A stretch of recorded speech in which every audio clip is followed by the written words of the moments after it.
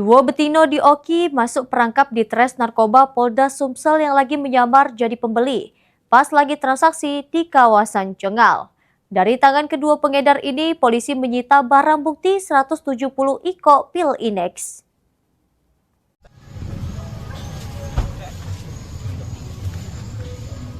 Sesudah mendapatkan laporan, anggota di Tres Narkoba Polda Sumsel yang melakukan penyelidikan berhasil menangkap dua betina yang merupakan pengedar narkotika di kawasan Cengal, Kabupaten Oki. Penangkapan dilakukan dengan cara undercover buy atau polisi yang menyamar jadi pembeli.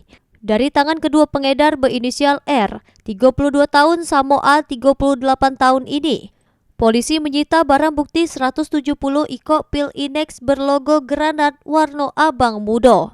Polisi juga ngamankan 2 iko HP yang diduga dipakai untuk transaksi narkotika. Dua tersangka ini berjenis kelamin perempuan, yaitu inisial R dan A, yang R berumur 32 tahun dan A berumur 38 tahun. Dari tangan tersangka berhasil diamankan barang bukti narkotika jenis ekstasi sebanyak 170 butir dari TKP, yaitu di Kecamatan Cengal, Kabupaten Oki. Dan saat ini tersangka dan barang bukti sudah dilakukan penyidikan lebih lanjut di Direktorat Narkoba Polda Sumatera Selatan.